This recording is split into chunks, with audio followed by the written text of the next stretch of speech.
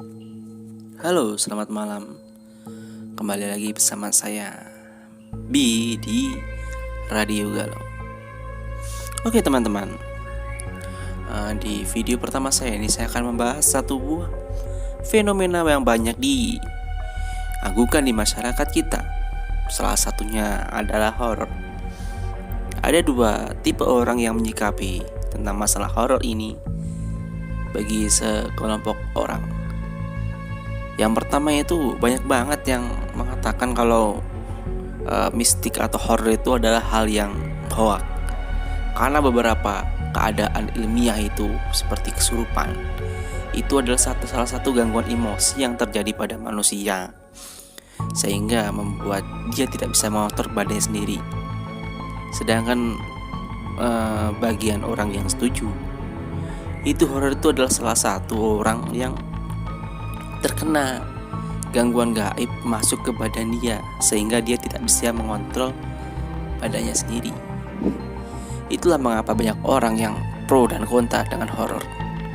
Dibalik dengan semuanya itu, sebelum Indonesia seperti sekarang ini, dulu Indonesia sangat mempercayai animisme dan dinamisme, yaitu percayai sebuah barang-barang keramat dan juga mempercayai sebuah makhluk-makhluk halus.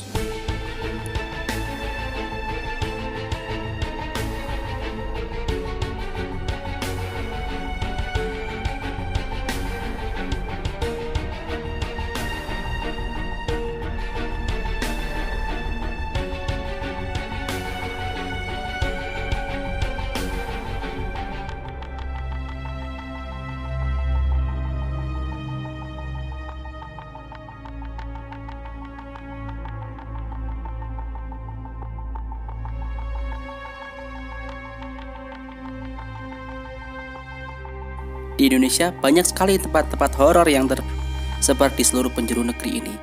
Mulai dari pulau, gedung, jembatan, hutan, bangunan tua, dan masih banyak lagi yang saya tidak bisa sebutkan satu persatu. Dari yang viral karena cerita masyarakat, urban legend, sampai beberapa video penampakan yang menuai pro dan kontra di mata penduduk internet Indonesia. Di sini saya akan merangkum 11 cerita horor yang sempat viral di Indonesia, yang mungkin sebagian sobat pendengar tahu dari sebagian cerita yang saya sampaikan. Sebelum saya mulai, sobat pendengar, jangan lupa subscribe channel ini agar tidak ketinggalan di setiap video terbarunya. Bukan cuma soal horor, saya di sini bakal bahas bertema dengan cinta, kehidupan, bisnis, dan lain-lain. Untuk cerita horor yang pertama, itu adalah bus hantu jurusan Bekasi Bandung. Cerita ini sangat viral, diunggah di akun Instagram @hebosto dan diunggah ulang milik akun Twitter @spookycc. Dikisahkan bahwa suatu malam @hebosto naik bus dari Bekasi menuju ke arah Bandung. Awalnya ia biasa aja saat naik bus, tapi lama-kelamaan dirinya merasa ada yang tidak beres. Dirinya pun melihat penumpang yang ada di sekitar kendaraan terlihat pucat dan tercium bau anyir. Akhirnya ia pun merekam suasana di sekitar dalam bus memakai smartphone. Namun hasilnya sungguh mengagetkan. Tampak seorang pun penumpang terekam di dalam ponsel, padahal ia yakin kalau bus sedang penuh-penuhnya di saat itu. Ia pun akhirnya tetap diam dan menunggu bus sampai tujuan. Tapi kalau menurut aku sih untuk cerita yang pertama ini aku tuh penasaran banget ya bagaimana si Habosto ini bisa bisa betah di dalam suasana seperti itu. Dan aku juga penasaran bagaimana kendaraan itu berjalan, kenapa nggak direkam sekalian sama si pemilik akun Instagram tersebut. Jadi kan kalau waktu bisnya jalan tanpa supir atau apapun kan mungkin kelihatan lebih creepy kali ya. Tapi ya sudahlah, kita lanjut saja ke cerita yang kedua. Cerita yang kedua itu terjadi di kota Malang. Emang sih Malang itu punya banyak cerita mistis di baliknya. Salah satunya seperti SMA Tugu yang kisahnya sudah sangat melegenda. Bagi yang belum tahu aja nih, SMA Tugu atau seputar SMA 1, 3, dan 4 ini sering terlihat lantai dengan bercak darah pada aulanya. Padahal sudah sering dibersihkan, tapi tetap saja noda itu tetap muncul. Lebih menyeramkannya lagi, bercak tersebut masih ada meskipun lantainya sudah diganti. Maka dari itu, pihak sekolah mengganti lantai tersebut dengan ubin kayu yang punya warna gelap. Konon, darah-darah tersebut adalah bekas dari pembantaian tentara pada zaman penjajahan beratus-ratus tahun yang lalu. Kalau ini sih ya no comment sih, soalnya kan ini kan bisa jadi kan kayak apa ya, bukti ilmiah atau kejadian alam ya yang saya tidak bisa jelaskan dengan kata-kata lah, karena itu kan saya bukan ahlinya juga. Daripada lama-lama, kita langsung ke cerita nomor 3. Jadi nomor cerita nomor 3 itu kejadian itu di Jogja, tepatnya tuh di Universitas Gadjah Mada. Nih bagi sobat pendengar yang tinggal di Jogja pasti udah paham lah sama urban legend namanya Mbak Yayu. Jadi Mbak Yayu ini adalah salah satu arwah yang terkenal di seantero kampus, dan sosoknya kerap terlihat di malam hari, baik di CCTV maupun mahasiswa yang masih ada di dalam kampus pada saat malam. Sebenarnya sih Mbak Yayu ini tidak begitu menyeramkan. Pasalnya ia punya penampilan seperti mahasiswa biasa. Namun yang membuat terlihat menakutkan adalah tatapan yang kosong dan wajah yang sangat pucat.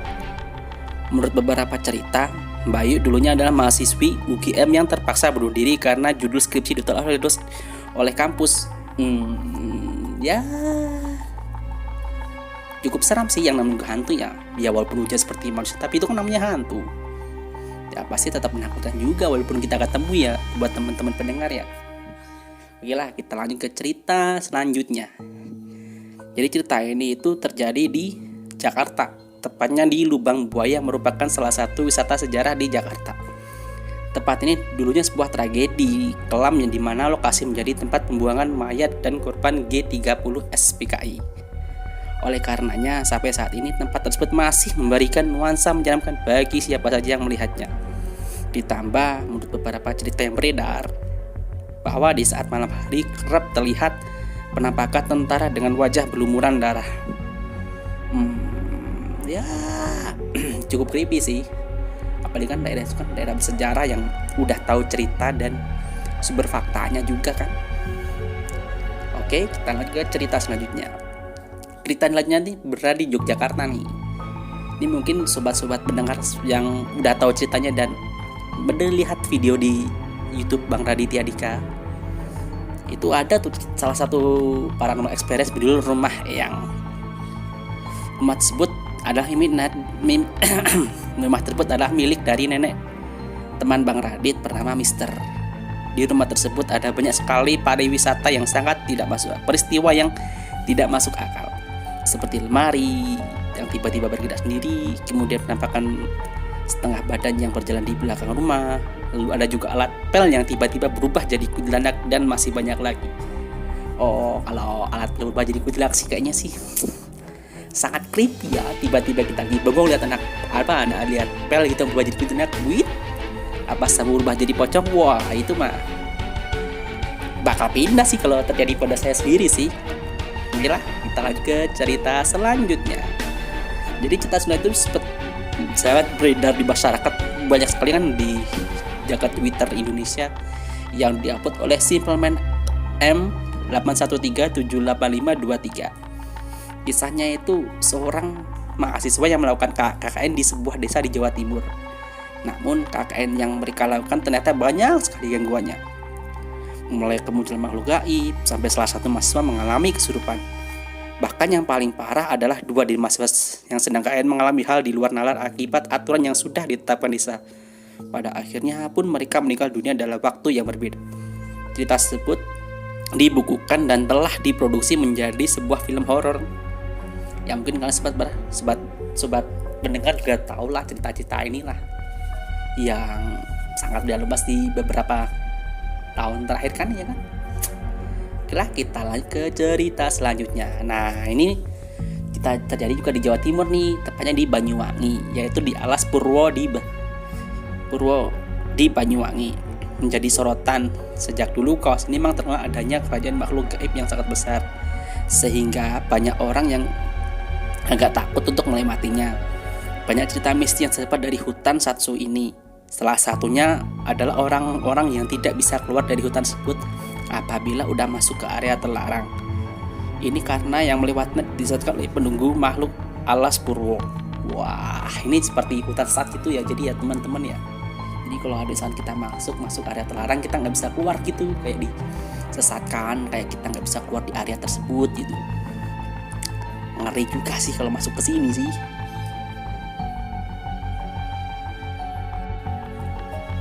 Untuk cerita selanjutnya yaitu ada cerita tentang hantu jeruk purut yang sangat legendaris. Mungkin bagi kalian sobat pendengar yang berada di Jakarta dan sekitarnya udah tidak asing kali sama cerita ini, yang hantu yang sangat melegendaris di sekitar kalian. Sosok ini adalah hantu tanpa kepala yang kerap berkeliaran di kawasan pemakaman pada malam hari. Sosok ini pernah ditemukan oleh penjaga makam jeruk purut.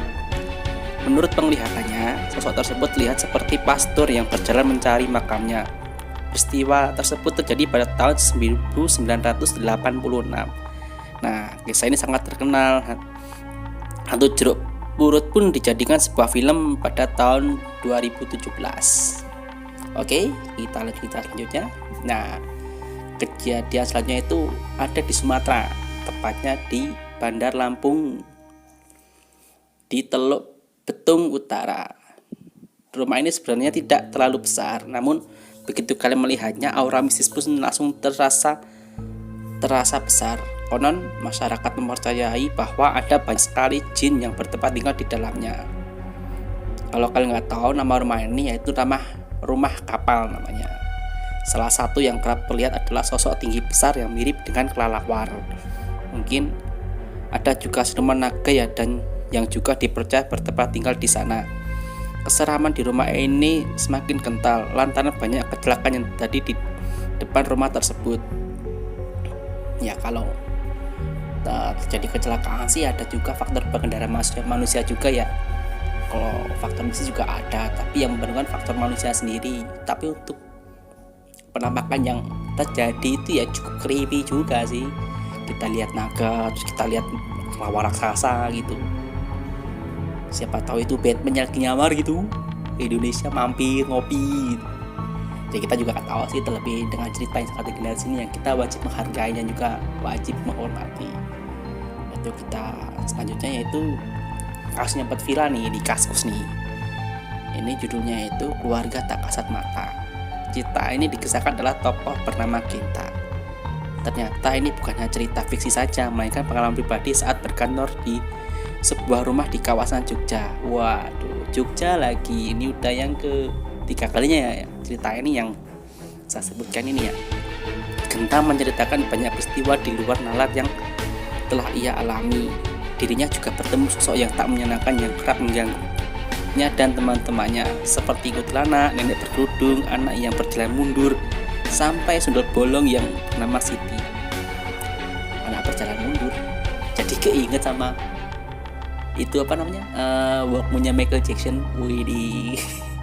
Ya kan, dia kan jalannya mundur kan.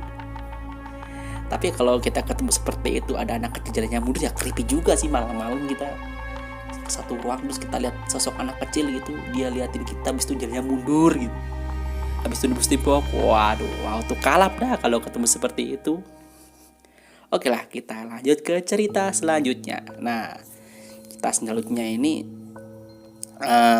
cerita itu rumah sakit yang di Blitar. Jadi teman-teman yang sobat pendengar yang berada di Blitar pasti tahulah dengan rumah sakit ini lah. Jadi kisahnya itu ada salah satu perempuan yang awal mulanya ada seorang ibu-ibu datang ke sebuah rumah sakit karena sudah waktunya melahirkan, dan akhirnya sang ibu tersebut melahirkan dengan selamat. Namun setelah keluar rumah sakit, warga sekitar bertanya pada ibu-ibu tersebut. Pasalnya ibu tersebut keluar dari rumah sakit Wardi Mulyo Blitar yang sudah tidak terpakai sejak lama. Namun ibu tersebut dengan yakin bahwa ia masuk rumah sakit pada umumnya dengan banyak dokter, perawat, pasien-pasien lainnya. Kini rumah sakit tersebut dipindahkan ke lokasi baru di Karangtengah Nawetan Blitar. Nah kalau seperti ini sih ya kita emergensi sih ya. Jadi Orang kalau udah kepepet itu nggak ngerti itu mana mana hantu mana orang gitu. Yang penting kan kita kan mau ngelahirin, kita mungkin juga bayi kita, udah kita masuk ke rumah sakit, tahu-tahu aja bayinya berhantu. Iya, seram juga sih. Tapi kalau pada saat kita melahirkan dibantu dengan hantu itu, waktu itu kan kita kan nggak sadar, yang penting kan kita bikin bayi kita. Nah pas waktu udah selesai tuh, nah banyak orang nanyain, kita lihat rumah sakitnya. Waduh, waktu kepikiran sampai sekarang ini. Kita lanjut ke cerita selanjutnya. Oh ya, udah habis ceritanya ya, udah ke sebelah sini. Oke, teman-teman, terima kasih yang udah mendengarkan sebelah cerita legendaris dari Indonesia ini. Yang mungkin next saya bakal menyampaikan beberapa 10 cerita yang melegenda di dunia, yaitu ada Laila dan Majnun, bisa ada juga Romeo and Juliet. Bagi kalian yang udah suka dengan konten ini, kalian bisa subscribe di channel ini, sobat pendengar. Dan bagi kalian juga komentar di bawah, ada request apapun, kalaupun bisa saya turuti. Dan next saya juga akan ada rencana buat collab sama bintang tamu, yaitu ngobrol dengan beberapa orang yang mungkin kalian tidak sadari dan tidak kalian duga. Oke, teman-teman, terima kasih semua yang udah pernah nonton. Jangan lupa like, share, and subscribe channel ini. Tapi jika kalian tidak suka dengan video ini, kalian bisa dislike videonya. Oke, sampai jumpa di video selanjutnya. Dan salam Radio Galau.